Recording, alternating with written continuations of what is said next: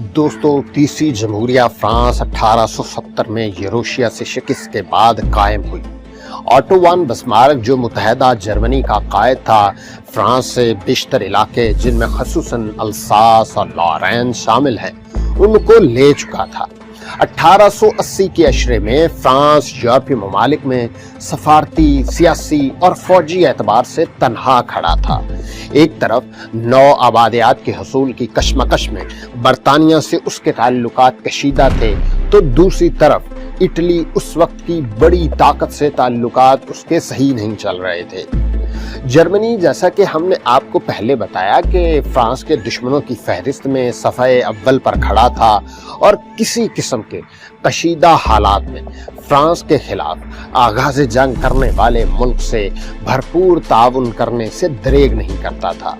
1881 में इत्तेहाद सलासा ने फ्रांस की सालमियत पर एक तलवार लटका दी थी, जिसकी वजह से फ्रांस के अरबाब इक़्तिदार जर्मनी के यूरोप में बढ़ते हुए असर रसूख को सख्त नापसंद करने लगे थे।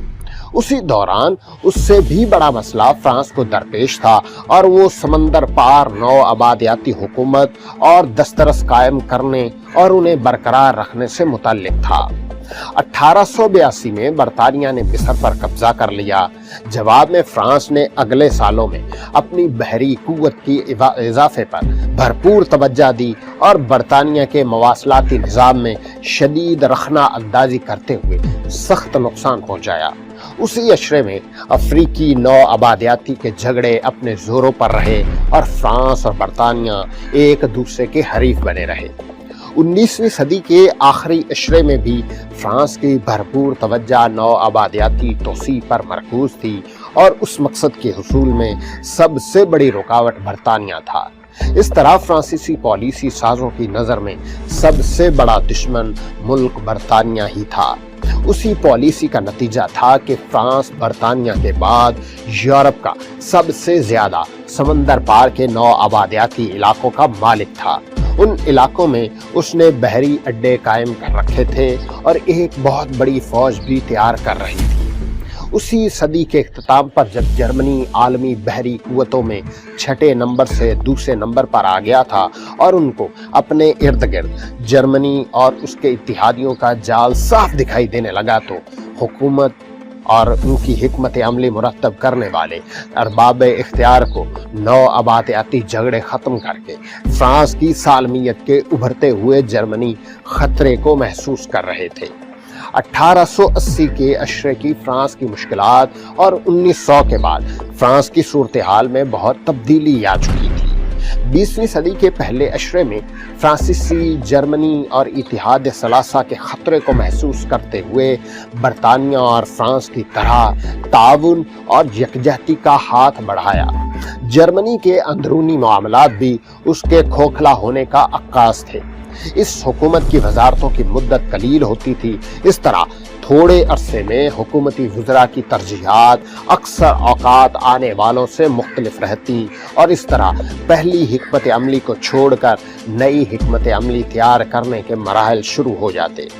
नौ आबादियाती झुकाव रखने वाली हिकमत अमली से शहनशाहियत को सहारा मिल रहा था। सिविल और फौजी ऑफिसर में शदीद इख्तलाफात देखने में आ रहे थे। फौज की सियासत में मुदाखलत ने फौजी निज़ाम मफलूज करके रख दिया।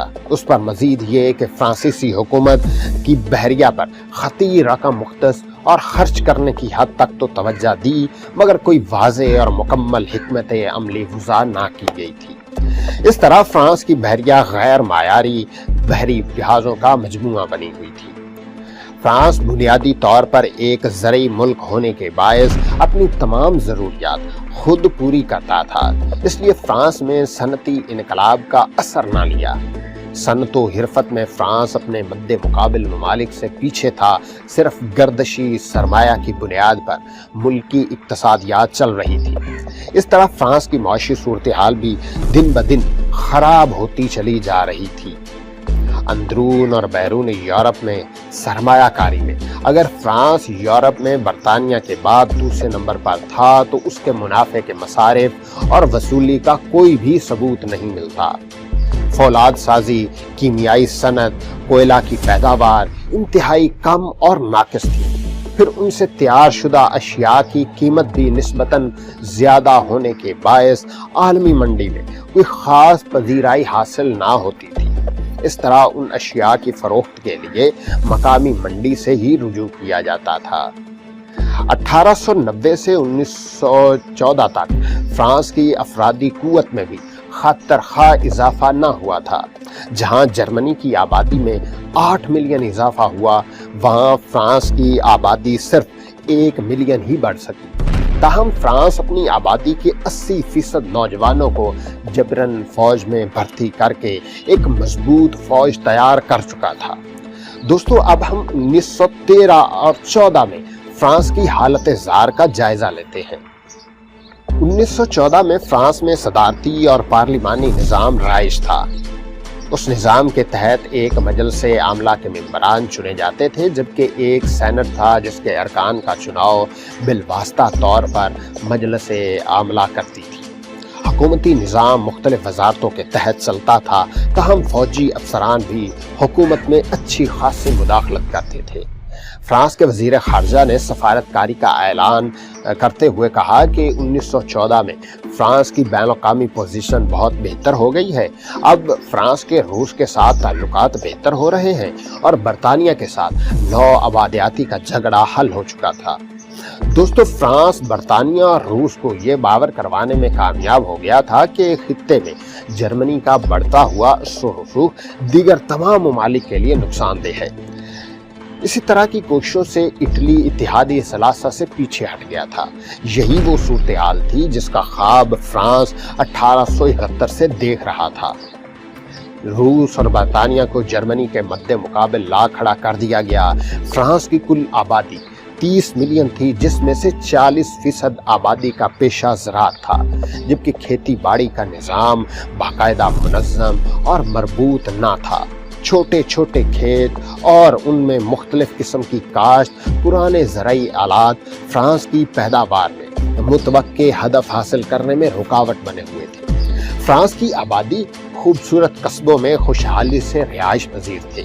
سلک اور شراب کی پیداوار پر خصوصی توجہ دی جاتی تھی۔ فرانس کی معیشت کا اصل دار و مدار بیرون ملک سرمایہ کاری پر تھا۔ یہی وہ عنصر تھا جس میں فرانس خود کفیل تھا۔ یورپ میں اور بیرون یورپ سرمایہ کاری سے دیگر ممالک جیسے اٹلی میں صنعتی ترقی ہو رہی تھی۔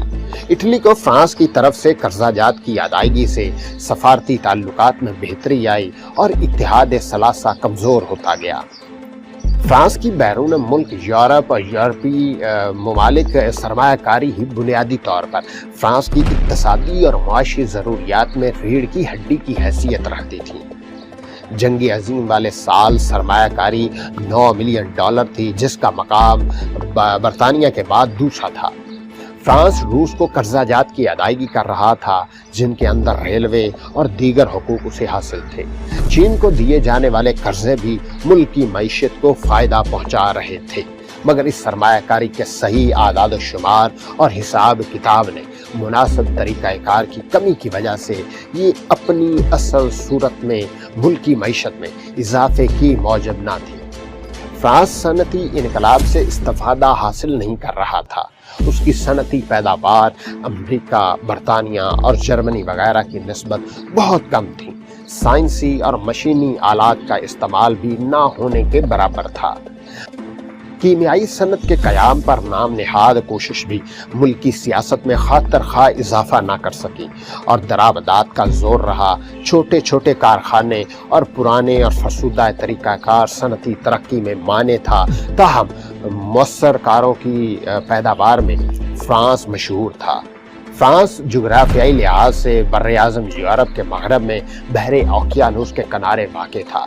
اس کے جنوب میں اسپین اور بحیرہ روم تھے، مشرق میں اٹلی اور جرمنی، جبکہ شمال مشرق میں بیلجیم اور شمال میں بحر اوقیانوس کی پٹی کے کچھ جزائر برطانیہ کے ساتھ ملتے تھے۔ جنوری 1914 میں فرانس کی کل فوج کی تعداد 9,10,000 تھی، جس میں سے 46,000 نو آبادیاتی دستے تھے، 7,77,000 بری فوج کے جوان 47 ڈویژنز میں تقسیم تھے۔ اس فوج کے ہمراہ توپ خانے کے یونٹ بھی تھے۔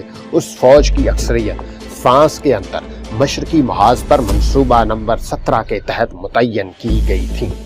جرمنی کے حملے کے ڈر سے مزید 2.9 ملین افراد کو موسم گرما میں متحرک کیا گیا تھا تاکہ بھرپور جواب دیا جا سکے۔ اکتوبر 1910 میں فرانسیسی فوج کی ہوائی سروس کا قیام عمل میں آیا۔ اس دنیا میں طیارہ سازی کے ابتدائی ڈیزائن کو متعارف کروانے والا ملک تھا، جہاں 1912 کے وسط تک 5 اسکواڈرن ترتیب دیے جا چکے تھے، جن کے پاس 1914 میں 132 طیارے تھے۔ دوستو، فرانس اس وقت دنیا کی ابھرتی ہوئی طاقت، جرمنی بڑی طاقت تھا اور برطانیہ کے مقابلے میں کہیں پیچھے تھا۔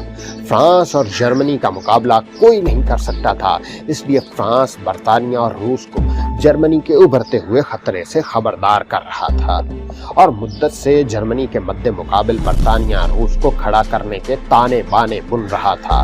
1914 میں فرانسیسیوں کو 8 سال قبل ہونے والے دوستی کے معاہدے، جس میں روس کی شمولیت سے معاہدہ ثلاثہ کا روپ اختیار کیا، اسے یقین ہو گیا کہ ان قریب لورین اور الساس کے علاقے ہتھیانے والے دشمن ملک جرمنی کے خلاف برطانیہ اور روس کو جنگ کے میدان میں لے آئے گا۔